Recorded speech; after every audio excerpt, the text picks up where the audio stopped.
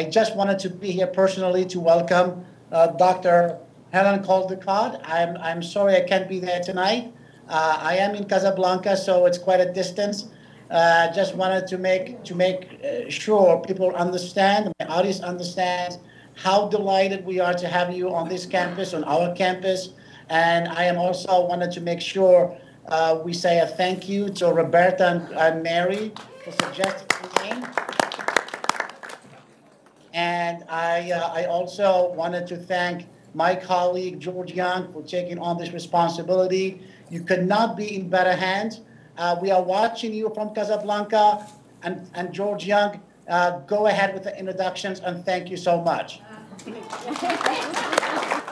Well, thank you, Anouar, and I hope you'll be able to stay tuned because I think we have a really good presentation coming up tonight. The single most articulate and passionate advocate of citizen action to remedy the nuclear and environmental crises, Dr. Helen Caldicott, has devoted the last 38 years to an international campaign to educate the public about the medical hazards of the nuclear age and the necessary changes in human behavior to stop environmental destruction. Dr. Caldicott received her medical degree from the University of Adelaide Medical School in 1961. She founded the Cystic Fibrosis Clinic in the Adelaide Children's Hospital in 1975, and subsequently was an instructor in pediatrics at Harvard Medical School and on the staff of the Children's Hospital Medical Center in Boston until 1980, when she resigned to work full-time on the prevention of nuclear war. Dr. Caldicott has received many prizes and awards for her work, including the Lannan Foundation's 2003 Prize for Cultural Freedom, 21 honorary doctorate degrees. She was personally nominated for a Nobel Prize by Linus Pauling, himself a Nobel laureate. The Smithsonian has named Dr. Caldicott as one of the most influential women of the 20th century. She has written for numerous publications and has authored 7 books, including Nuclear Madness, Missile Envy, If You Love This Planet, A Plea to Heal the Earth, updated in 2009, A Desperate Passion, an autobiography, The New Nuclear Danger, George Bush's Military-Industrial Complex, Nuclear Power is Not the Answer, War in Heaven, and the most recent, Loving This Planet, Leading Thinkers Talk About How to Make a Better World. Dr. Caldicott also has been the subject of several films, including 8 Minutes to Midnight, nominated for an Academy Award in 1981, If You Love This Planet, which won the Academy Award for Best Documentary in 1982, and Helen's War, Portrait of a Dissident, recipient of the Australian Film Institute Awards for Best Direction for Documentaries, 2004, and the Sydney Film Festival Dendy Award for Best Documentary in 2004. Dr. Caldicott currently divides her time between Australia and the U.S., where she lectures widely. She founded the U.S.-based Nuclear Policy Research Institute, NPRI, which evolved into Beyond Nuclear. Currently, Dr. Caldicott is president of the Helen Caldicott Foundation, nuclearfreeplanet.org, an educational outreach project that informs people of the dangers of nuclear power and weapons. The mission of the foundation is education to action and the promotion of a nuclear energy and weapons-free, renewable energy powered world. Topic tonight, how to fix a threatened planet. Would you please join me in welcoming Dr. Helen Caldicott? Thank you, George.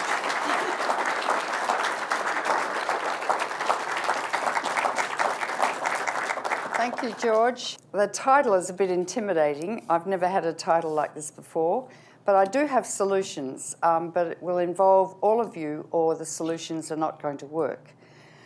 So I'm going to address 3 topics tonight, and I am a paediatrician and a physician, so what I'll be talking about tonight is global preventive medicine. The first topic is global warming. And you must all be aware of this because you had Hurricane Sandy. The sea levels are rising. I think you're aware of that in Maine. You live on the coast. You have probably read an awful lot about the scientists' predictions about what is happening to the planet.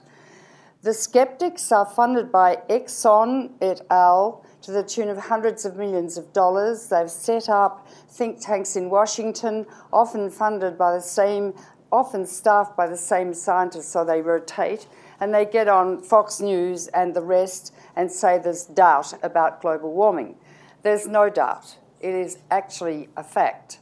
The same technique was used with the tobacco companies, and I can't tell you how many years. When I started medicine in '56, we knew then that tobacco caused cancer, but they injected doubt into the debate. Well, we're not sure really if tobacco causes cancer. And it took us years and years and years to convince governments that tobacco causes cancer. Now in Australia, we have plain sort of olive, yucky green covers for the cigarettes. I think a packet of cigarettes costs $20.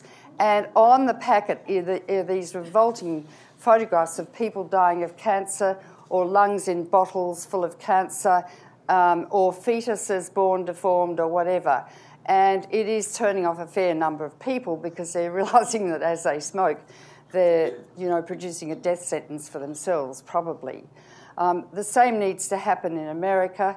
The tobacco companies are extremely powerful, and they own a lot of food companies now. So the tobacco companies have moved into other areas to sell a lot of awful junk foods that are making people obese, particularly children, and that's a health hazard too. But global warming is upon us. I live in Australia to the south of Sydney. There was a day recently when it was 115 in the shade. I went to town and it was okay, and I did some shopping, and within an hour the temperature went up 12 degrees centigrade. I got home thinking I was okay, but when I got home my body temperature must have risen, and I had to take all my clothes off and lie on the floor naked for an hour and be covered with a wet towel to recover. Old people, and I'm nearly 75, are more vulnerable to heat and cold than younger people. But any hotter than that, people can't survive. This year, Australia broke almost all records for heat. We had the most ghastly bushfires, you call them wildfires, in Tasmania.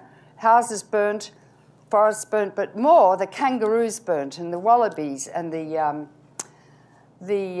wombats, and the snakes, and all our beautiful species. They get incinerated as well. And I always think of the species as we have these terrible fires. People worry about their properties and their money, but I think mostly of the species that are being decimated, koalas and the like.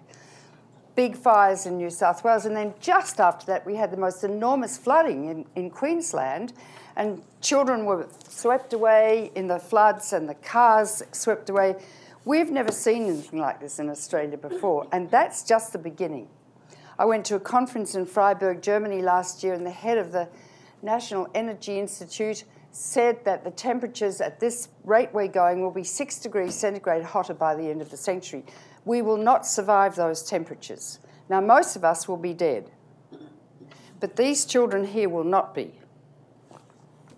And I'm a paediatrician.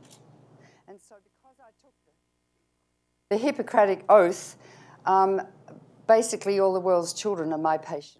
The way you practice preventive medicine is through the political process. For instance, there was a cholera epidemic in London 2 centuries ago, and it was realised that there was a pump emitting water with cholera vibrio in it.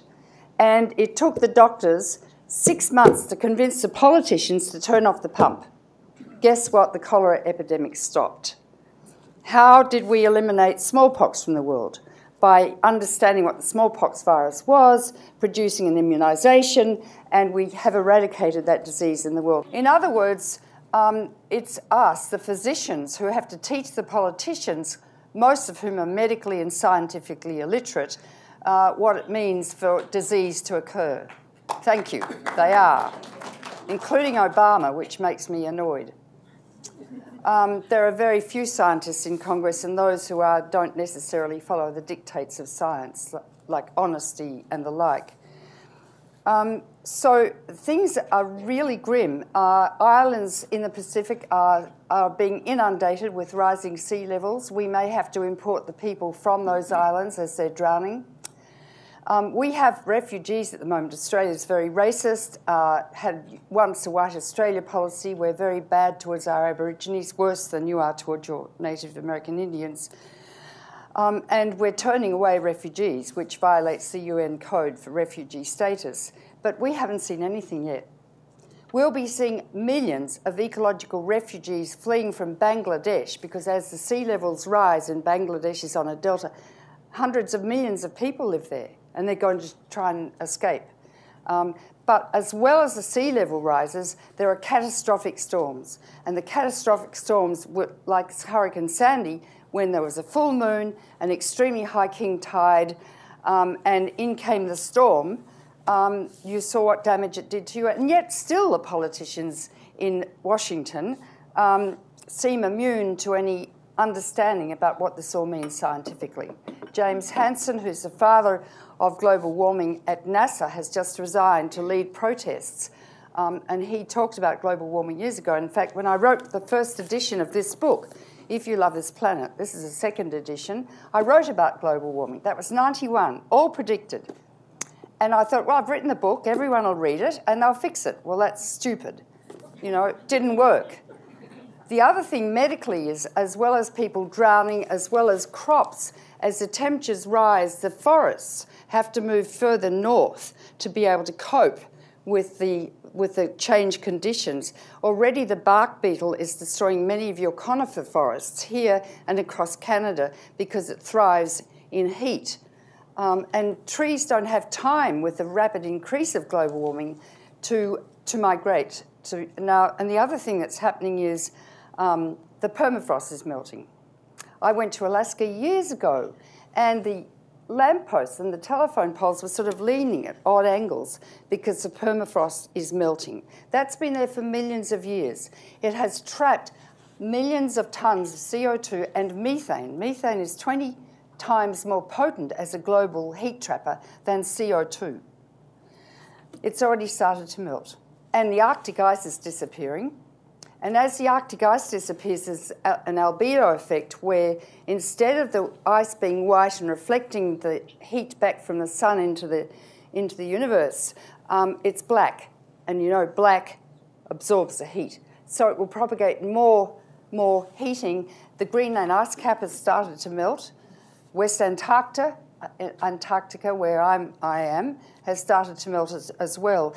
And there comes a point in a patient where you have them in the ICU, and you may have stabilised them. The heart functions okay, you've settled them down, the liver functions looking kind of normal, the kidneys are still not good, and they may get an infection. And you get what's called total organ collapse. The heart fails because of the infection, and septicemia. The liver fails, and the kidneys fail, and the patient dies of total organ collapse. Now, the planet is like a patient. The integument or skin is the ozone layer. And in Australia, we have the highest incidence of skin cancer and melanoma in the world because the ozone's very thin in the southern hemisphere. And in the winter, the ozone is quite thick, but in the summer, the ozone migrates down to the South Pole. And we, although we're very racist and don't like Aborigines and people with dark skins, we like to get very tanned in the summer.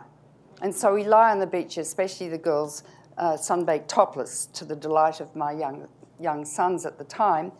And there are dermatologists now patrolling the beaches, telling the kids to put their clothes on and sunscreen on. 1 in 9 Australians now get malignant melanoma. I've had one. It's a deadly, deadly cancer. As well as that happening, there will be droughts. Australia may not be a big food-producing country in the world, and certainly you won't be. Your corn crops and your wheat crops, you're already seeing that in the agricultural area. They're not producing the sort of grain that they once used to produce. And so the food-growing areas will move further north into Canada. As well as that, as the Earth heats, we will start to see Anopheles mosquitoes migrating to Seattle, up here, and we'll get malaria, Eastern equine encephalitis, and many other diseases transmitted by arthropods, by insects, which are mostly only seen in the tropics now. Okay? So that's what our kids have to look forward to. And I see no evidence at all in this country of anyone doing a thing about it. Nobody, including Obama. Now, there's the XL pipeline where the coal tar sands in Canada are being mined. I've just been there, and they want to build modular nuclear reactors to power the extraction of the coal tar sands at a place called Peace River. The whole thing's psychotic. And normally, when you dig up coal or pump up oil, you get 13 to 15, what do they call it, barrels of oil from that. But with the coal tar sands, it's so energy using that you only get 5 barrels of oil equivalent. So what the hell do they think they're doing? Destroying their boreal forests, and the water has become extremely toxic, and the people downstream are getting cancers and dying and the like. What has happened in Washington, and we know this, you don't really have a democracy, you have an autocracy. It is run by the corporations totally. So for politicians here to get elected, they have to raise money. And who gives them the money? The oil companies, the nuclear companies, the chemical companies, the drug companies. So they are in fact corporate prostitutes. That's the truth, except Bernie Sanders. Is there anyone else who doesn't receive corporate money? And so when they get in, it's not you they represent, it's their corporate buddies who fund them. And then, of course, your terms are only 2 years long, so they're all the time spending their time raising more money. This is not a democracy. Furthermore, most people don't vote. How dare they not vote in a democracy? People are dying in other countries to have a democracy. And people are so lazy here, they don't get out. In Australia, voting is compulsory. We get fined $50 if we don't vote. Our campaigns are 3 weeks long, and we get funded by the federal government for our campaign expenses. I ran for the federal parliament in '91. I nearly won, lost by 600 votes out of 70,000. And all my expenses were paid by the federal government. That's called democracy. And you have the range, people with Down syndrome and the like, right up, and dementia, right up to, you know, Mensa's voting, and we're all very proud to vote. Why isn't your voting compulsory? The post office has all your addresses. People shouldn't have to register. You should be automatically registered. And everybody should vote. Now, if you don't all vote, what are you going to do? You know, you're responsible for your country, and yet because it's, you know, you're comfortable and you've got full bellies, and why should you bother? So the future is in great jeopardy, and I'm talking about our children because I'll be dead soon, and most of us will be. And people say to me, well, it's up to the children now to fix it. How dare we leave a traumatised world for our children to fix? And this has all happened in my lifetime. Global warming has happened in my lifetime. In Australia, we've got masses of coal, and we export it to China. I was in China in 67. No, 87. There wasn't a car in sight.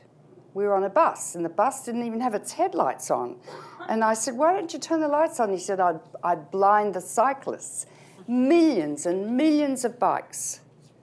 And people sitting on the footpaths in Beijing, playing drafts, spitting out their watermelon pips, living where they always lived. And I wrote in this book, when I came back from China, once the Chinese get refrigerators and cars and the like, we've had it. Because who do they emulate? You. Why do they emulate you? Because you have Madison Avenue psychologists working out the best way to sell your rhubarb stuff.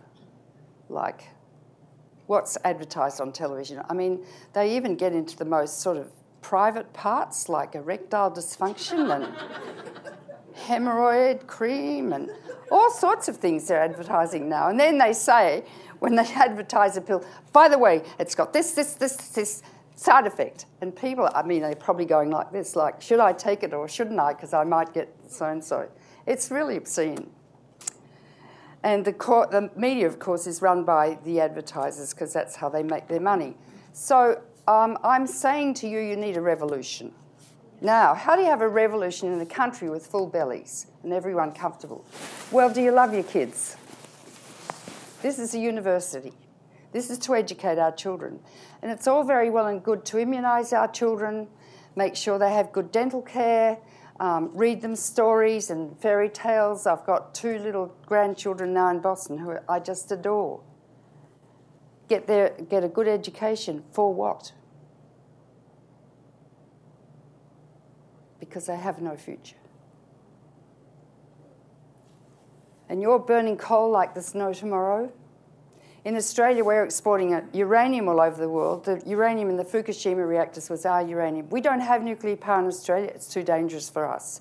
We just export it so everyone else can have the benefits of the cancers and the like that will arise.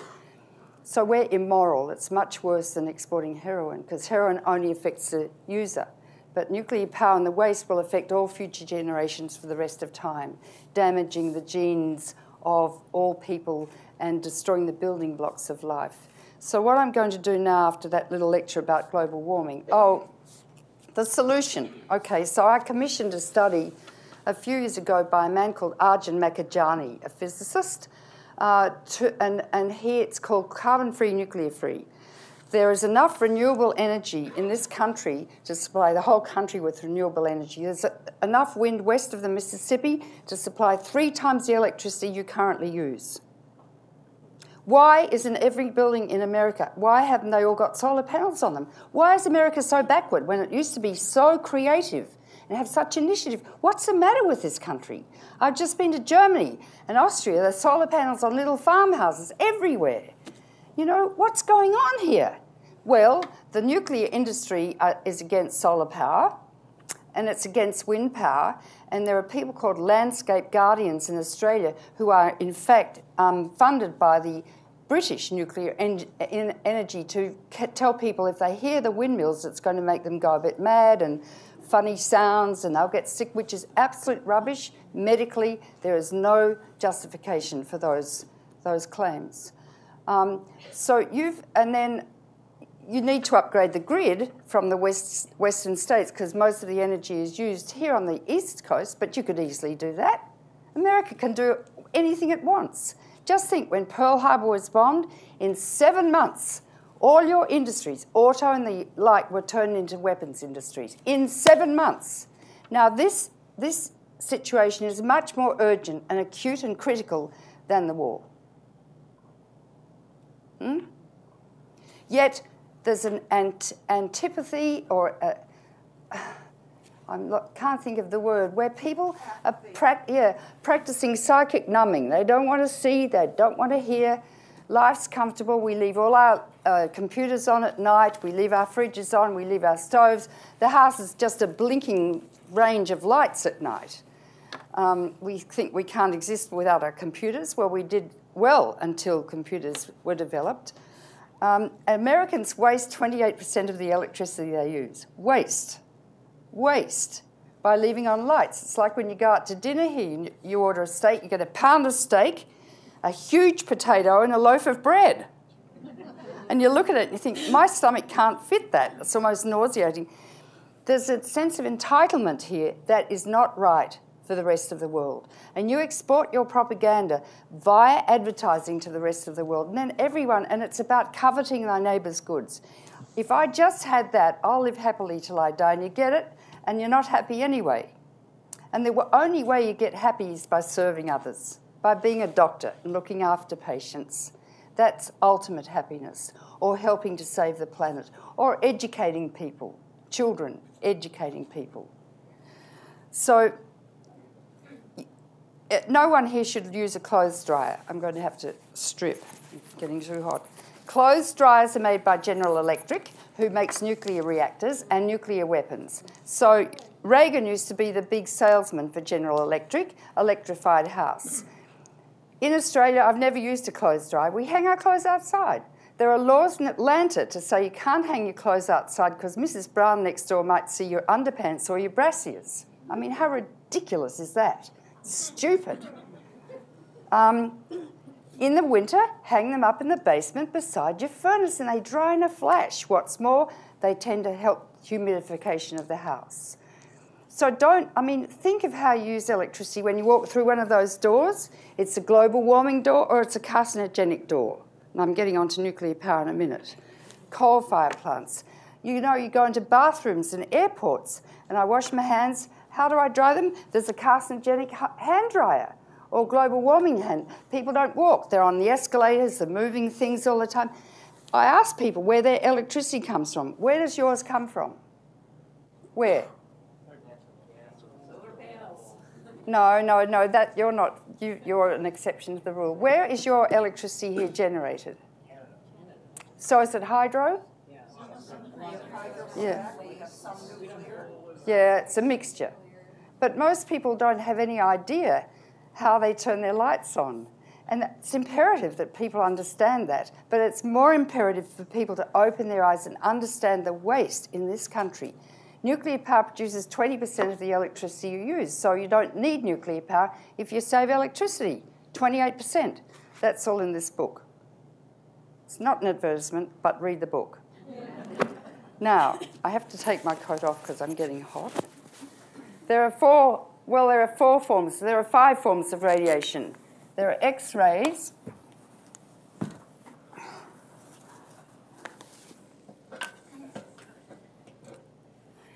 which are non-particulate forms of radiation. So when the doctor says, breathe in, hold it, or the technician runs out, hides behind a lead glass screen, and you go zap, that's the only instant where cells can be damaged, all right? X-rays are not good. Never have an unnecessary CT scan. All radiation is dangerous. There is no safe dose of radiation. Don't listen to the nuclear industry. No safe dose. We get a fair bit of background radiation. About 30% of cancers we see now are probably caused by background radiation from the sun and radon. You know about radon here in Maine, and the rocks on the earth and the like.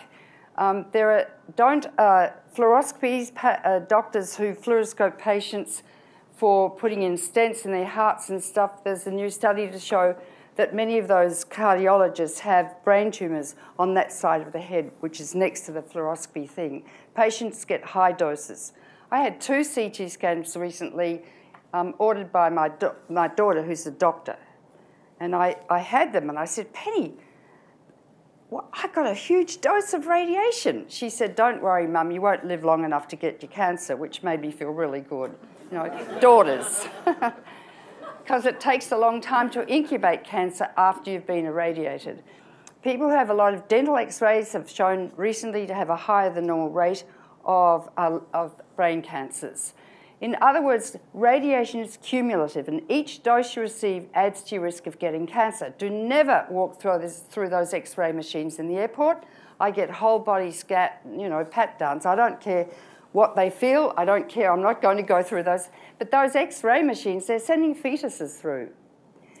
The nuclear industry uses a standard 26-year-old white 70-kilogram male to assess radiation exposure. But children are 20 times more sensitive to radiation than adults because their cells are rapidly dividing. Little girls twice as sensitive as little boys. Women twice as sensitive as men, and fetuses thousands of times more sensitive. 1 X-ray to the pregnant abdomen doubles the incidence of leukemia in the baby. That's why when you go to get an X-ray, they say, when was your last menstrual period? So they won't X-ray you in the second half of your cycle because you may have a little morula there that's going to develop into a fetus, which could be damaged. So I'm just warning you, don't ever have, and don't think doctors are gods. We play God. But if the doctor says, you need an X-ray, say why, and question him or her, and you have the ability to say no if you decide you don't want it. Now, the risk from an X-ray, say you coughed up some blood, is minimal compared to diagnosing your lung cancer and the like. Do you see? But we do too many unnecessary X-rays, and the radiologists are starting to write about it now, at last. My husband was my ex-husband was a radiologist. They make a lot of money, including dentists. Never have your teeth X-rayed every year. Hands up those who get their teeth X-rayed every year. Come on. I know what lots of you do. Every year at the dentist, You don't need it if you have a sore tooth or an abscess. You need an X-ray, but never get your teeth X-rayed every year. It's medically contraindicated. So there are X-rays. Then there's gamma radiation given off by radioactive elements, the same as X-rays. Non-particulate goes straight through you. There's alpha radiation, which is emitted from an unstable atom composed of 2 protons and 2 neutrons. It doesn't travel far. This alpha particle can be stopped by the dead layers of skin before it damages living cells or a piece of paper. But if you get it into your lung, say it's plutonium, and you breathe it in, here's your trachea and the bronchi, and it lands just here, just a millionth of a gram.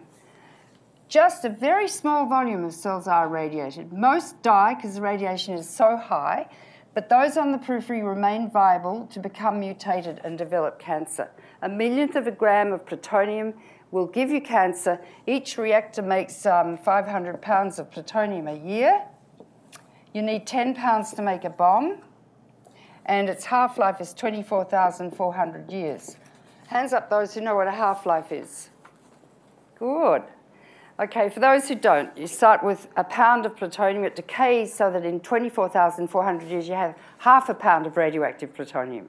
Another 24,000. Do you understand? And then there's beta radiation, which is an electron which travels further, that is emitted from an unstable atom.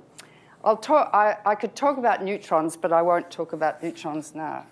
Anyone wants to know during question time, I'll tell them. Now, how does radiation cause cancer?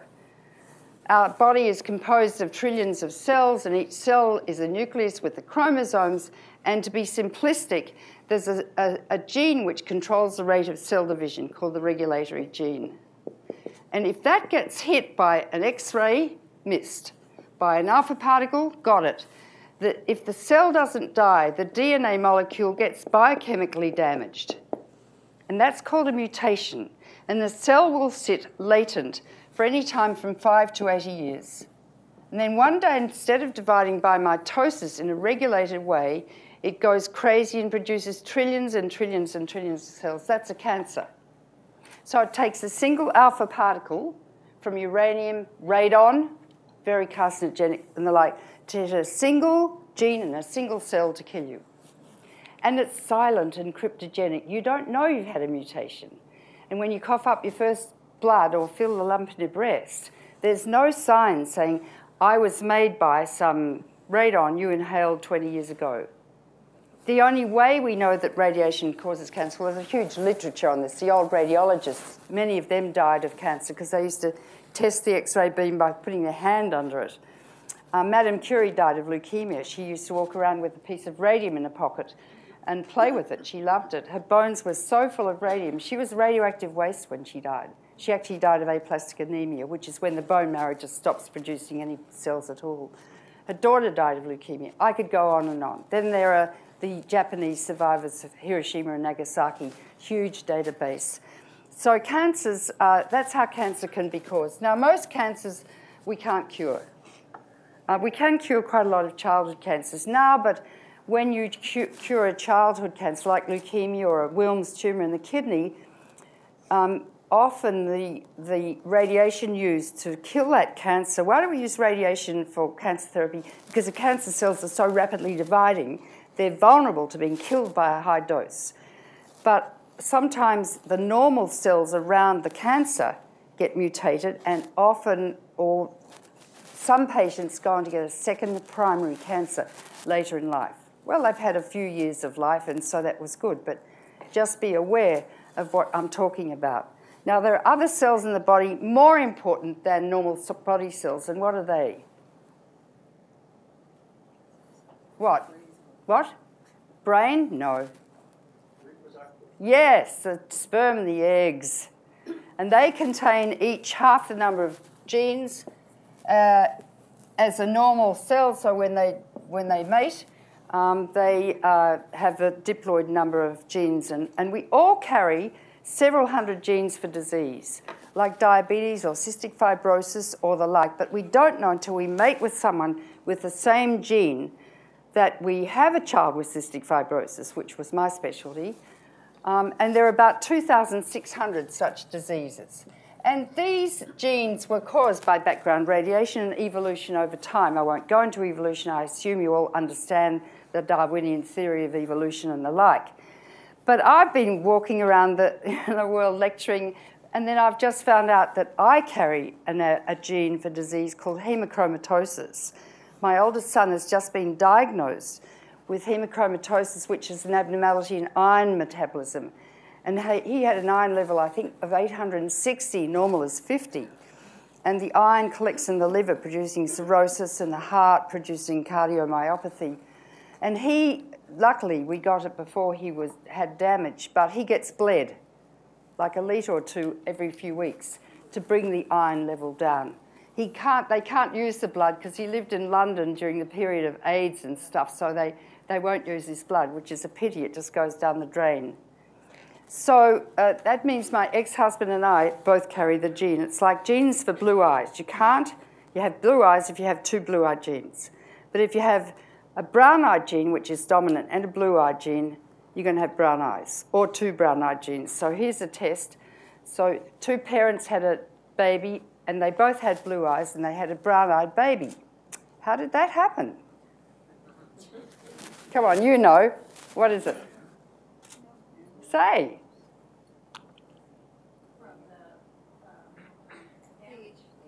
No. No, neither of them had brown-eyed genes. They both had two blue-eyed genes, because that's the only way you can have blue eyes. Come on. What? Yeah. So genetics can be very useful. So as we increase background radiation, we're going to be damaging genes, not just in the human species, but all species have genes. And there are 30 million other species that cohabit the planet with us. Okay, so let's talk about nuclear power. And I've just held a conference at the New York Academy of Medicine called The Medical and Ecological Consequences of Fukushima. So I'll go into that in a minute, but I'll just describe nuclear power. And I can't go through the whole fuel cycle like uranium mining.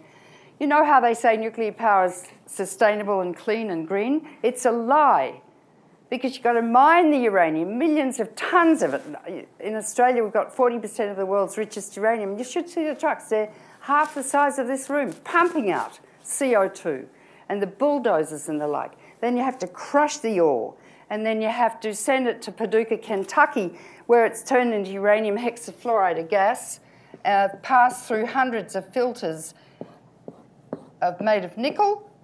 And so on one side stays 238, which is the larger atom, and 235 collects gradually, and that's the fissionable isotope. When you mine uranium, 0.7% is 235, that's all. 235, and that's the one you make bombs out of, and nuclear power, and it must be enriched to 3% for use in reactors. Above 50% you can make bombs, and that's why they're worried about Iran. But any country can have an enrichment plant because that's allowed under the Non-Proliferation Treaty. We promote nuclear power, but by the way, you mustn't make bombs when you get a reactor. So they're all making bombs because America and Russia own 97% of the nuclear weapons in the world. And they're absolute hypocrites, saying to Iran, you're not allowed to have any. Like, who does America think she is? Well, I guess you're the greatest country on earth, but you're not. What about Australia? We've got kangaroos.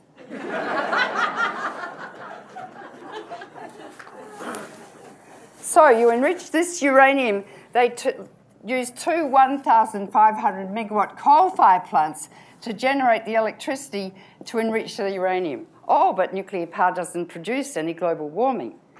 And this nickel becomes very radioactive, giving out gamma radiation. So they're going to recycle it in a bill called Below Regulatory Concern, BRC, and they're really pushing for this because nickel's valuable. And they're going to recycle it into children's teeth braces, hip replacements, belt buckles, jewellery, knives and forks and furniture. And only if a scrap metal dealer has a Geiger counter do they know they're being inundated with radioactive waste. Beware. Beware of your government. And Obama's trying to lift the standards for what sort of radiation you can be exposed to now, nuclear waste and stuff. Beware.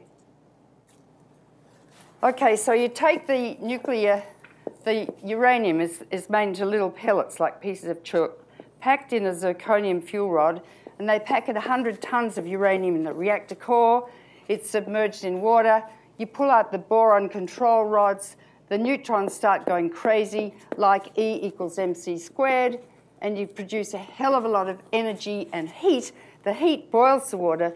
The water's turned to steam, which turns the turbine, which generates electricity. So all a nuclear power plant is designed to do is to boil water. It's like cutting a pound of butter with a chainsaw. And Einstein said nuclear power's a hell of a way to boil water. Well, you know, he was always right. He wished he'd been a farmer at the end of his life because of what this means. So the uranium becomes 1 billion times more radioactive as it fissions because 200 new elements are made, all of which are man-made, and they're terribly toxic. Some last seconds and some last millions of years. So you've got a radioactive, incredibly hot core. Each reactor uses 1 million gallons a minute of cooling water from a lake or a sea or a river, and it goes back relatively radioactive. So you're drinking radioactive water. A reactor can't operate without continuously releasing radioactive elements like tritium and xenon, argon, krypton, and the like. You'd better read my book called Nuclear Power is Not the Answer. Oh, I think I've got a bit of it in here. So Germany has done a study, and so has France, showing that children under the age of 5 living about 2 miles from a reactor have double the incidence of leukemia because of this, and a high incidence of solid cancers. And the nuclear industry says it's safe, don't worry, you know, and they say if there's an accident, we'll get you evacuated, you know. I mean, you don't even know there's an accident because they lie to you, like they did at 3 Mile Island and at Chernobyl and at Fukushima. It's a huge cover-up at Fukushima. Okay, so 100 tons of uranium, they take out 30 tons per year because it's so full of these fissionable isotopes.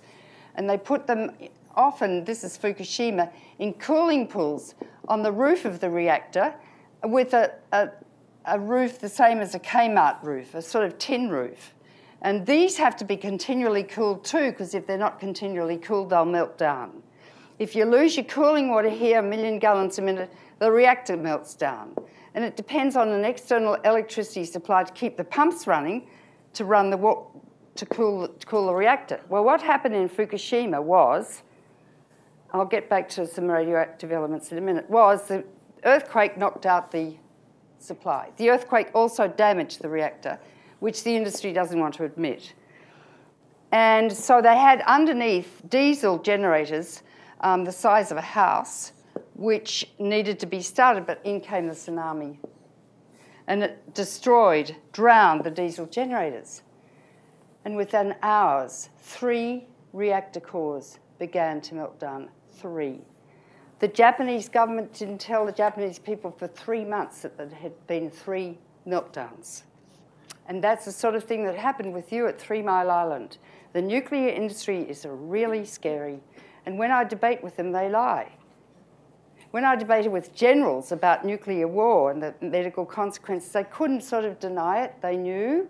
And they were more reasonable and more gentlemanly-like than nuclear power people. I don't know what the psychological impetus is that these men have, but they're really rude, many of them, and they attack me personally when they can't answer my logic, you know. Well, they do that with women quite often anyway. So what happened was at Fukushima, the 3 reactors melted down, and then what happened was zirconium cladding at high temperature, I think it's 1,500 degrees centigrade or Fahrenheit, I can't remember, the zirconium reacts with water producing hydrogen. Now these old reactors, like the one at Pilgrim, Plymouth in Massachusetts, they've got a relief valve to release the hydrogen, but they, of course, lost all the lights. The men didn't know where they were. It was dark, pitch dark. The radiation monitors were going off. And to open this valve, 2 men had to go down and manually turn a big wheel a lot of times to open the valve. Of course, it couldn't happen. So the hydrogen built up. Bang! There were 3, 4 hydrogen explosions. And actually, in reactor 3, there was one what's called excursion or kind of a nuclear explosion, which released a hell of a lot of radioactive material into the air. Now, for the first 3 days, most of the radiation went across the Pacific because the winds were blowing from west to east, dumping huge amounts in the Pacific. And huge amounts of radiation are still being released into the Pacific Ocean. Don't ever eat any Japanese food again. A lot of the Japanese landmass is contaminated. They're feeding children at school with radioactive rice. The government is supporting the Fukushima farmers to get them back on track again.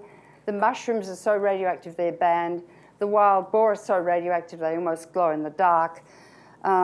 The cattle contain radioactive silver. And what I want to show you now is the isotopes that are made, the elements made in a reactor, because you won't even know about this. So this is a 10-year-old CANDU reactor, a Canadian reactor, and I'm going to walk through. I said there are 200 elements. That doesn't have their half-life, so I don't know. I mean, I don't even know a lot of these elements. Most have never been analysed to see where they go in the food chain and in the human body. Okay, so hydrogen, that's tritium, H3. That is a beta emitter, and it's very carcinogenic. It is absorbed through the skin, through the lung and the GI tract, and it causes cancer in any organ. It actually combines in the DNA molecule, which contains hydrogen, so it's very mutagenic. Beryllium, I don't know where that goes in the body. Carbon-14 has a long half-life of, I think, about 1,500 years. So it's around, and carbon-14 goes into the gene because we're made of carbon. Silicon-32, which is pretty radioactive. Phosphorus-32, which is used in labs. Sulfur, chlorine, argon. I'm just going to walk you through these quite quickly. Potassium, to give you an idea of what we're talking about. Potassium, 4042. Calcium, 2 isotopes. Scandium, vanadium, manganese, iron, 2 isotopes, cobalt. Cobalt-60 is a very nasty isotope. Very radioactive. Oh, shucks. What have I done? Okay, so we're going down now. Vanadium, manganese, iron, cobalt, nickel, zinc, selenium, krypton, rubidium, strontium, which causes bone cancer and leukemia. Yttrium, I don't know where that goes. I think it goes to bone. Zirconium, I don't know where that goes. Niobium, there are 5 niobium isotopes. Don't know where they go. Molybdenum, technetium has a very long half-life and is very dangerous. Ruthenium, rhodium, palladium, silver. There are 5 isotopes of silver, and one of them is being found in the cattle in the meat in Japan. Cadmium, indium, tin, 6 isotopes, 7 isotopes of tin, antimony, tellurium, iodine, 129, that has a half-life of 17 million years, causes thyroid cancer. Cesium-134 and 137, that's what they're measuring now in Europe after Chernobyl and in Japan. Cesium-134 has a half-life of 2.5 years. Cesium-137, a half-life of 30 years, so it's around for about 600 years. And it's on the ground continually being concentrated in the food chain by orders of magnitude at each step. Barium, lanthanum, cerium, praseodymium, neodymium, I can't pronounce it, promethium, samarium, europium. Come on. Down you go, stop scrolling. Gadolinium, terbium, dysprosium. I mean, the physicists have all analysed these. Holmium, thulium, lutetium, hafnium, tantalum, tungsten. I mean, you can just see on and on. Platinum, thallium, lead, lots of isotopes of lead. Bismuth, polonium, that's what killed that man Litvinenko in England when someone dropped a drop of polonium in his tea and he died of acute radiation illness in 2 weeks with his hair falling out, vomiting and bleeding to death because high doses of radiation kill the actively dividing cells of the body, the hair. That's why patients who have radiation therapy lose their hair, gut, so you get awful nausea, vomiting, and the blood cells, so you die of bleeding and infection because the white blood cells are killed and so are the platelets. Radon, you know about that here. Francium, radium, which killed Madame Curie, actinium. We used to use radium to treat cancers and stuff, and those people, a lot of them got cancers. Thorium, proctitinium, uranium, lots of them, neptunium. These are all alpha emitters now. Dangerous as hell, I mean, incredibly mutagenic. Alpha particles, americium, named after America. Oops. Somehow I can't scroll. What's happening? Why doesn't it scroll? Americium, curium, these are all alpha emitters, nasty things. Berkelium, californium, and that's it. Did any of you have any idea that all of this was in a nuclear reactor? You don't get told, do you? The physicists keep it under their hats or wherever they keep it, and so do the nuclear engineers. So let's go on to look at Japan now. So this is where the radiation went. The very high amounts went up to the northwest when the wind changed, and the government they knew where the radiation was going because they have a system called SPEEDY where they measure the radiation. They didn't tell the people, and the people fled into the path of the highest radiation because they didn't want to create panic. So they lied to the people. This whole area is incredibly radioactive, and down here is Tokyo. I've just been to Tokyo. There are areas in Tokyo, quite large areas, the dust in the apartments, the moss on the roof, the dirt in the streets is so radioactive and got americium and all sorts of stuff in it. Here it would be sent to radioactive waste dump. It's so radioactive. 35 million people live in Tokyo. I wore a mask at all times. The Japanese sleep on their floors, and the dust on the floors is radioactive, and of course people walk in and out, although they do take their shoes off. This area is Fukushima, where much of the rice in Japan is grown, mushrooms, spinach, the milk, the meat, lots of it is radioactive, and it's now being fed to children, and you don't know, because you can't taste radiation in the food because the sensors don't pick it up, whether you're eating radioactive food or not. In fact, more of Japan was contaminated, and it will be contaminated for hundreds of years. That's why you must never eat miso, seaweed, fish, or anything from Japan, ever again. Okay? I know Japanese food's lovely. Okay, so the next one is this one. So this is hard to see, but this is Europe. Here's Chernobyl, and there's the reactor, like it's not there. And there was a man called a hydroelectric specialist in charge of Chernobyl in the middle of the night. He did a crazy experiment. I think he removed the control rods too fast. And there was a massive explosion, and the control room filled up with white dust. And he said to his two underlings, go and see what's happened. And they came back and they said, it's gone. And he said, what? They said, the reactor's gone. He said, don't be ridiculous. Go and have a look again. The reactor's gone. And because the control rods were made of graphite, like pencils, lead in pencils, it burnt tremendously for 10 days, and the radiation went all over Europe. It was first picked up in Sweden. Children who were in utero at the time have lower than normal IQs because the developing brain is very sensitive to radiation. There are farms growing lambs here that have to be closed down forever because the lambs are full of cesium. And this is only a map of cesium, not all the other elements that escaped, all of them. You know, all the alpha emitters and everything. Turkey's very radioactive. Turks picked all their radioactive tea and sent it back to Russia because they were so cross with the Russians. So I don't eat any food in Europe from Europe at all. I look at all the labels to see where the food comes from. I do not eat European food. I asked the man in Melbourne, Australia, how does he test the food being imported from Europe? He said, oh, we do random spot checks. And I said, how do you do that? And he said, well, the computer picks out certain batches to test. And I said, what do you do when you find radioactive food? He said, oh, we dilute it with non-radioactive food. The solution to pollution by dilution is fallacious when it comes to radiation because it reconcentrates back in the human body. And so when it lands on the soil, the grass and the vegetables concentrated by orders of magnitude, and then the cattle eat the grass, concentrates by orders of magnitude in the cow's milk and the meat. Then a pregnant woman drinks the milk, or a lactating woman, the baby's drinking radioactive milk. and also as the radiation passes through her breast, genes may be mutated and later she'll develop breast cancer. Do you see how it goes? And so right up the food chain, and the fish particularly concentrate radiation.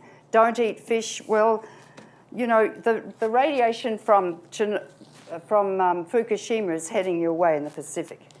The most radiation ever in history has been released into the Pacific. And I live on the Pacific too. So Europe is just, and there's been a book put out by the New York Academy of Sciences to show that over 1 million people have already died as a result of Chernobyl. Epidemics of thyroid cancer, other cancers, diabetes, premature aging in children, cataracts, homes full of the most deformed babies and children that we've ever seen in the history of pediatrics all around Chernobyl. I mean, reading that book is just like reading a science fiction horror story for a doctor. Now you translocate this to Japan, and we're back, you know, 1 million people already have died in the first 26 years. So Japan is only 2 years old. We're now finding they've tested 140,000 children in Fukushima Prefecture by doing thyroid ultrasounds. Over 40% have lesions in their thyroid, cysts, nodules. 3 have developed thyroid cancer. We didn't see thyroid cancer in Chernobyl for 5 years. So this is really early, indicating they've got a hell of a dose of radioactive iodine that goes only to the thyroid gland. And 7 more are suspected of having thyroid cancer. That's the tip of the iceberg, meaning they've got a huge dose not just of I-131 and I-129, but all the other isotopes in their food and in their lung by inhalation. So we're sitting on a potential epidemic of cancer and the likes of which, well, we've seen it in Europe now, but we'll see in Japan. And they're covering up the data. They're not telling their parents what they're seeing in the ultrasounds. The parents are desperate. I've just been to Japan. I had 500 parents in the audience. I'd give them a medical lecture, and then it became a medical consultation. Does radiation get excreted in breast milk? My child's got diarrhea. What does that mean? And it was just so sad, and they were so grateful that I, as a doctor, came to tell them the truth. So the Japanese government is covering it up. The Japanese government is like that with TEPCO, Tokyo Electric Power Company. Now, what else is happening in Fukushima is this, that, I need to talk about, well, I've kind of talked about it. I've talked about I-131, which causes thyroid cancer. Its half-life is 8 days, so it's gone in 10 weeks. But it's very carcinogenic. It's a beta and a gamma emitter. You know, like those X-rays? Cesium-137, I've talked about, half-life 30 years. It's around for 600 years. It's a beta and gamma, very, very carcinogenic. Strontium-90, which causes bone cancer and leukemia because it goes to bone. It lasts for 600 years too, and that's also a beta and a gamma. And then there's plutonium that's handled like iron by the body. So it gets transported and stored in the liver where it causes liver cancer, to the lung where it causes lung cancer. It's transferred by macrophages to the lymph glands here where it can cause leukemia. It goes to the bone where it can cause bone cancer and leukemia. It crosses the placenta into the developing embryo, and the placenta lets few things pass, but plutonium gets in where it's going to cause deformities, like it will kill a cell that's going to form the left half of the brain or the right arm, like that drug thalidomide that pregnant women took for pregnancy and their babies were grossly deformed. That's called teratogenesis, damage of a genetically, chromosomally normal fetus. That's why we've got homes full of the most deformed infants around Chernobyl now. People don't understand this. I was interviewed by George Monbiot from The Guardian. He said, well, nobody's died. He doesn't understand it takes a while for people to develop these illnesses, a latent period of carcinogenesis, which is why I held a symposium to try and teach the media what the medical implications of radiation are about. Plutonium also has a predilection for testicles, and it concentrates next to the precursors of the sperm, where it's going to radiate the sperm, and the damaged genes get passed on generation to generation. And if the man gets cremated out, the chimney goes plutonium, so another man can breathe it in. So you can see it goes on for the rest of time. Every male in the Northern Hemisphere has a tiny load of plutonium in his testicles. Now, from weapons testing days, where the military and the physicists knowingly, totally covered the whole of the Northern Hemisphere with radioactive fallout. And many of the cancers we're seeing now almost certainly are related to that wicked, wicked testing where they blew up over 1,000 bombs in the atmosphere, releasing huge amounts of radiation. That's another story. So the problem with Fukushima now is that there are 3 meltdowns. Hydrogen is still collecting in each of the reactors, so they're having to inject nitrogen in to dilute the hydrogen so there won't be any more hydrogen explosions. They don't know how to get rid of these melted cores. They're called corium because they melted through 6 inches of steel onto the containment floor. And they're still producing hydrogen. It's going to go on for, I don't know. They've never had a situation like this. 40 years? They'll never get in to clean it up. It's so radioactive. And then nobody can. They sent a computer in there, a robot there the other day, and it died because it's so radioactive in that area. Then Building 4, they'd just taken out all the spent fuel at Building 4 just before the earthquake, serendipitously, and they put it on the roof of the reactor in the cooling pool. So here's the Building 4, damaged terribly by the earthquake. Its walls are sort of going like that. Here's the cooling pool containing about 150 tonnes of the most radioactive material you can imagine because it's fresh from the reactor. If there's an earthquake greater than 7 on the Richter scale, it's predicted the building will collapse, and they're keeping cooling water going. The pool will fall, there'll be no more water, and the thing will burn, releasing 10 times more radiation than was released at Chernobyl. The Japanese politicians are talking about evacuating Tokyo, 35 million people should that occur. It's going to take them 2 years to reinforce the building enough to put a huge crane up here to lift the fuel rods out by remote control and put them in, I don't know, dry car. I don't know what they're going to do with them. Meanwhile, the whole Northern Hemisphere is threatened by this, 10 times more than at Chernobyl. My kids live in Boston. I'm going to get them out and send them to Australia because the 2 air masses don't mix at the equator. So you're the ones who are going to get it. The international community is saying nothing about it. You all should be in there helping them, you know. This is a global catastrophe. But so we're sitting on this just waiting for it to happen. And every day there are more earthquakes there, little ones. But, you know, get a big one, Bob's your uncle. That's what we say in Australia when something's inevitable. So that's Fukushima. Now, okay, so you've got 104 reactors in your country. I think they closed one down the other day. 23 are of the Fukushima design. So what are you going to do about them? Come on. What? Close it? No, not just Vermont, Yankee, all of them.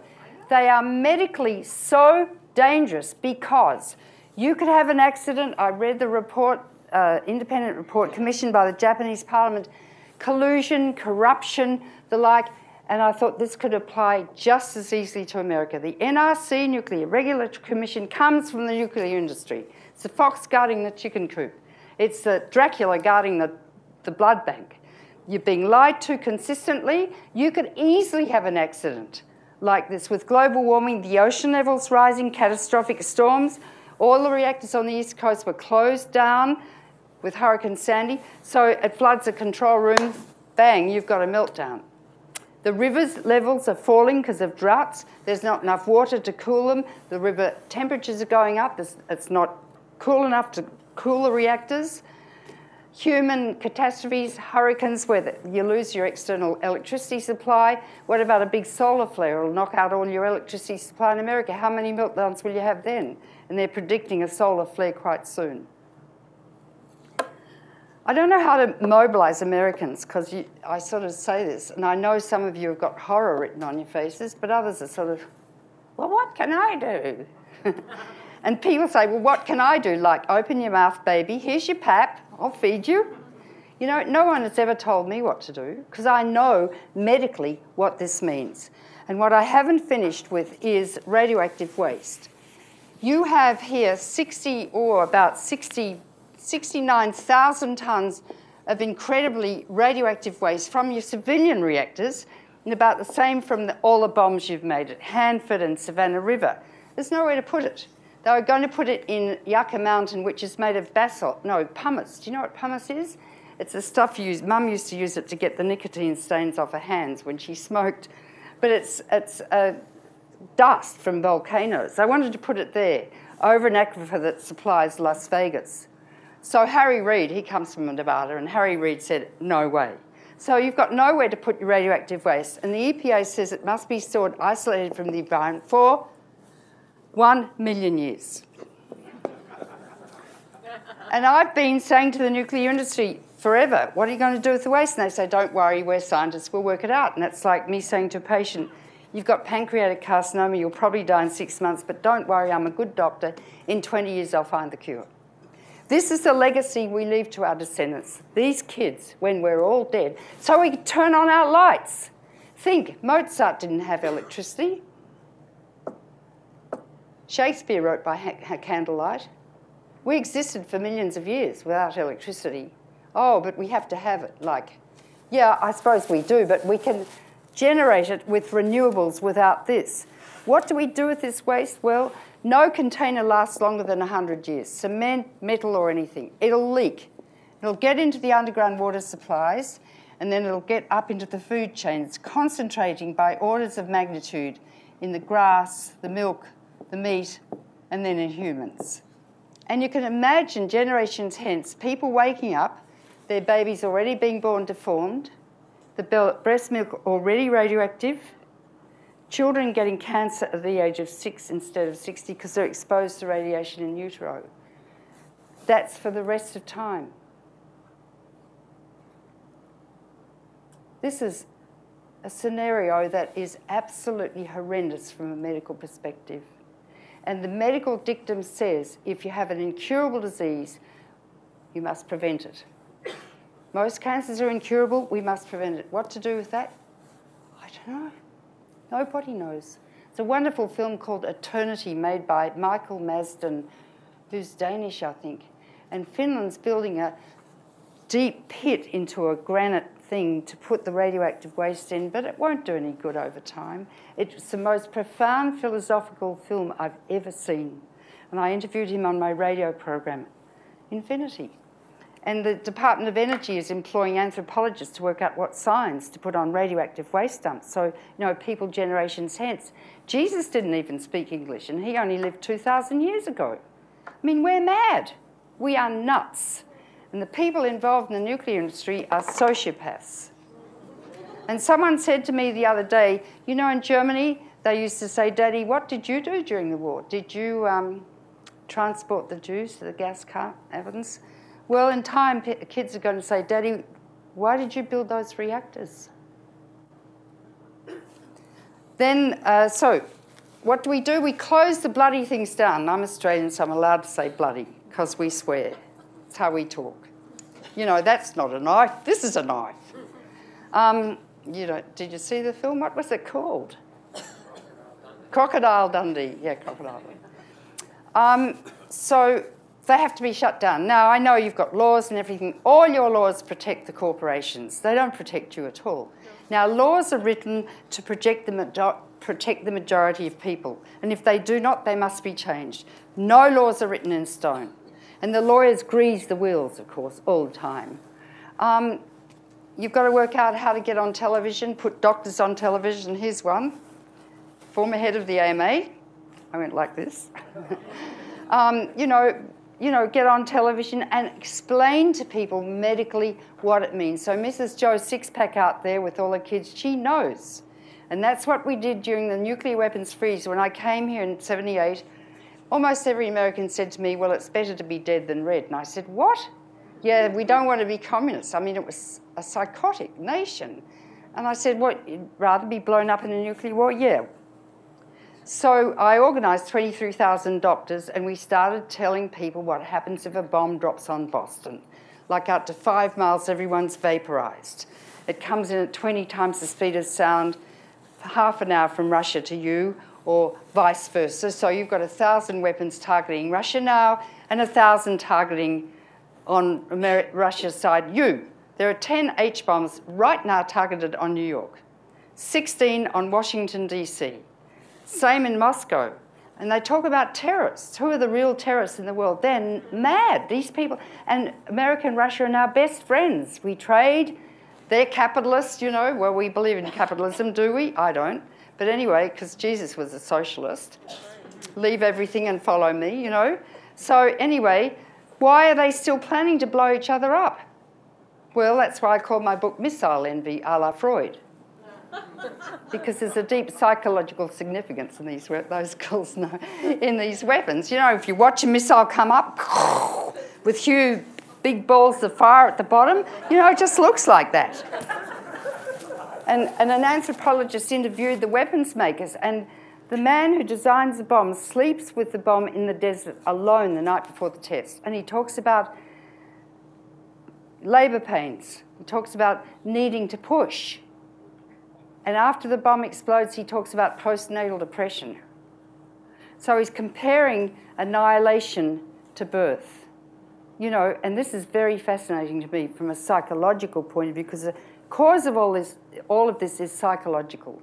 It's not the number of bombs, we can count them until the cows come home. What are the dynamics, mostly in the male brain, that stimulate this sort of aberrant, deviant thinking? So I want to write a book called Why Men Kill and Why Women Let Them. And it's generic, you know, it's not applied to any man in the audience, but generally, why? And it involves Jungian archetypes and glorification of war. I mean, murder in this country is a criminal thing. You go to jail, you might get electrocuted in that electric chair, but your country's totally involved in killing. You spend $1 trillion a year on killing. $1 trillion. $1 trillion. And where does your money go? Lockheed Martin, Boeing, Raytheon. You have socialised killing and you have capitalistic medicine, where in Australia, medical care is free. Free. You go to hospital, you have the best orthopaedic surgeon in Sydney, anaesthetics, you stay in 6 days, free. That's called civilisation. That's what your country should be doing. Thou shalt not kill. Guns, I'll get onto that, yeah. Guns, in Australia we had a slaughter about 20 years ago. Young man went mad. They're all young men apparently, and they become psychotic. And I've seen patients become psychotic overnight. You can do background checks till the cows come home, but you can't predict what is going to happen to someone psychologically. And so the Prime Minister called for all guns in America to be taken to a central depot, and they were all chopped off and destroyed, all of them. And if you have a gun, you're a criminal and you go to jail. Now, why can't you do that here? Background checks, how ridiculous. You know, well, we'll have cartridges, you know, we had 10 weapons in an assault rifle, not 20. I mean, how sick is that? Guns kill people. And the NRA, they should be put in jail because they got blood all over them. Blood all over them. They're nuts. And it's time Americans rose up and said, we will not have guns anymore. Second Amendment is rhubarb, because it was developed, what, 300 years ago? A militia, your militia is the Pentagon. You've got a militia. What's more, it goes all over the world and kills people all over the world, you know, like 1 million people in Iraq, half of whom were children. So I could go on and on. But the threat of nuclear war is ever present every day and every night. And we've come close to nuclear war so many times with computer errors, or a flock of geese has set off the computer. Kids are hacking into the early warning system now. I don't honestly know how we're still here. And when I look at the data, as you do with a patient, and collect the history, and then you make a prognosis, I don't know how we're still here. So you can get rid of nuclear weapons, because Obama, I do think, wants to. He said, but I need your help because you can't do it alone. The Pentagon's very powerful and they're all into missile envy. It was funny when I wrote that book, the generals hated it, but on every bookshelf in the Pentagon, there was a copy of my book because they knew it to be true. So he needs your help. Russia's ready to abolish nuclear weapons. Yeah, what about Israel? Third largest arsenal in the world. That you don't have any moral authority unless you abolish nuclear weapons yourself, because you've led the arms race at every step of the way except one, and Russia's stupidly copied and followed. You know, now you're selling reactors to United Arab Emirates. They'll make bombs out of their plutonium. Why shouldn't they? See not the mote in the other person's eye. Look instead for the mote in your own eye. Develop humility. Not just humility, but responsibility to saving life on the planet. Because if there's a nuclear war and all the cities burn, a huge cloud of toxic black smoke will rise up in the stratosphere, circling the Earth with a cloud so thick it'll block out the sun for 10 years, inducing a short ice age, nuclear winter, and everything and everyone will die. That could happen tonight. So 3 cures. Renewable energy, you've got it within your power, do it. Stop spending money on those damn weapons. Transfer the money from the Pentagon to renewable energy, like now. 2, close down all your reactors. What you do with the waste, God only knows. And 3, abolish nuclear weapons. There's the way to fix a threatened planet. Thank you.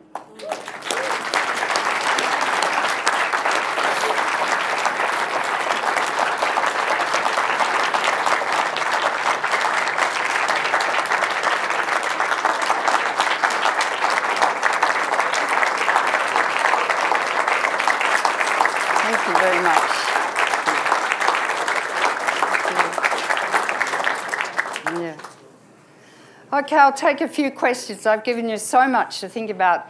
And I want just to tell you that if you've really taken it in, what I've said, you'll go through the Kubler-Ross stages of grief. One is shock and disbelief. Like, she said one wrong thing and I'll get a second opinion. And I won't believe her. Okay, the second one is depression. Feel it. Don't try and hide it. Don't take Zoloft or, you know, antidepressants. Don't, well, if you want a drink, you can have one. But stay with your feelings, because through that grief comes your answers. And the next stage is anger, railing against God or whoever. And it's during the angry phase that you have tremendous energy to focus on what you're going to do. And the answer will come to you from your own soul, not from me. Read all my books. Don't believe a word I've said. Check everything.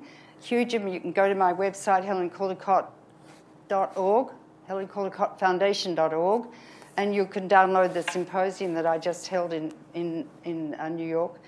You just learn, educate yourselves. And Jefferson said, an informed democracy will behave in a responsible fashion. So it's the media determining the fate of the earth. And there's a question. And we just ask people to speak into the microphone. Yeah, I was just wondering, now that you scared the hell out of everybody in this room, or at least the people that don't know, and made the sleeping pill industry very happy. Different therapies exist, I know of chelation and whatnot, different foods and herbs, substances and therapies that you can do to actually remove radiation from the body. I was just wondering if you could let us all know your expertise on that subject. You can't. You can chelate plutonium with a substance called EDTA, but it only removes, I don't know, 60%. So you're still left with it. And furthermore, if you remove it, you're left with the damage that the plutonium has already done. You can't get any of the other elements out. Food, nutrition, whatever, will not remove radioactive isotopes from the body. To find out what you've got in your body, you have to get into a whole body counter. And they do a spectrum of gamma radiation to work out which elements are actually in the body. You don't need to, but people in Japan need that. But we can't do anything about it. See, that's the thing. People in America think, well, I've got a headache, I'll take whatever they take, you know, I'm depressed, you know. But there's nothing we can do. That's the message of this lecture. The only way to deal with it is prevention. Don't think about yourself. Close the reactors down. Get involved, and you'll be really happy doing it. Here's this one here.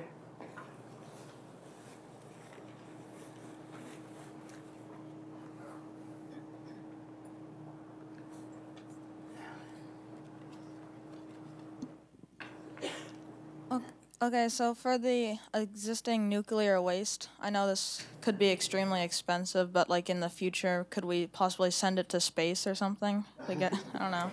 Okay, that's a good question. They loaded 3 rockets up with, I think, plutonium in the 50s or 60s, and the risk of failure was 0. 2 failed to fire, and 1 exploded in the atmosphere, increasing the level of plutonium by a factor of 5.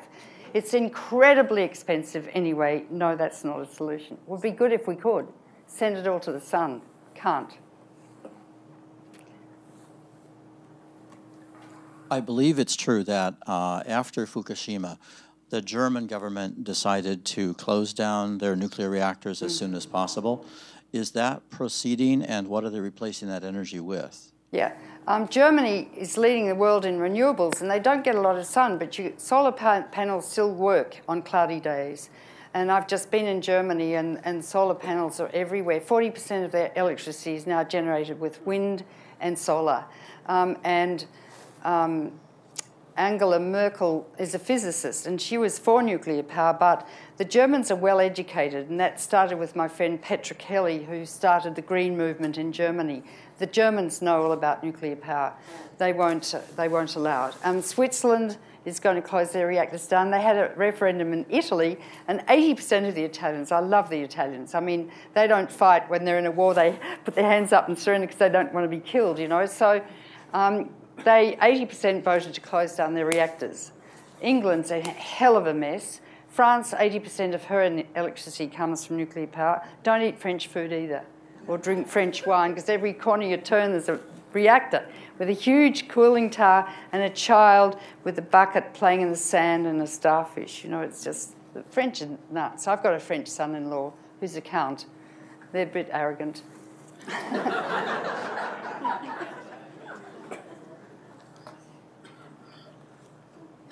I would say that everything that you said resonated with me.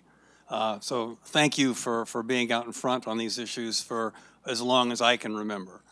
I would have said that if I had a magic wand, the first change that I would make to life on planet Earth would be to diminish the number of humans by at least a factor of 10. And I would have said that that would have an enormous effect on every single problem that you outlined for us here tonight. But you didn't mention human overpopulation, and I'm curious about why. Well, I've got a chapter on it in this book. And the 80,000 toxic chemicals you live with every day is sure.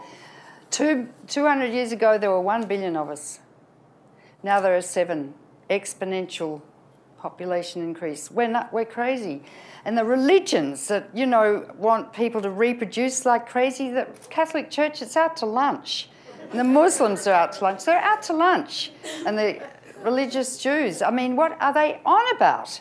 Pie in the sky when you die? You know, it's just ridiculous. Now, if you educate women and provide them with contraceptives, they stop having babies. Well, they might have 2.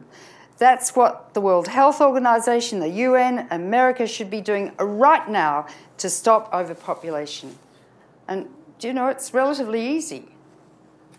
Well, in India they did vasectomies on the men, and the men didn't like that, but that's probably a good solution. I used to say we should put contraceptives in the water supply of the world and aphrodisiacs to keep everyone happy, and in 100 years we'd die out. That'd be good, and all the bears could come back into New York and the buildings would crumble. I mean, I think we're an evolutionary aberrant, actually. And I said to Carl Sagan once, do you think there's life in the other life? And he thought for a long time, and he said no. And I said, why? And he said, because if any species had developed to our stage of development, they would have destroyed themselves. So I know, I might just finish with this. I've delivered lots of babies. I love babies. And the purity that you see in these babies and kind of the wisdom, archetypal wisdom is there. Then they grow up and the hormones get going and they do all sorts of wicked things sometimes. Now, I've treated a lot of men on their deathbed or their children who are dying. And at that point, they open up and tell me everything they've done that has been bad and wicked, because they're at the coalface. And that's when I see that beauty and purity of the soul with which they were born open up again. It's there always. So what hope I have is that everyone in this audience has that purity. We're born with morality. We know what's right and wrong. And we just have to now start telling the truth and act on it, our own truth, because it's there. And that's the hope I have in human beings. That's the hope I have. Thank you very much, Helen. Helen. Thank you.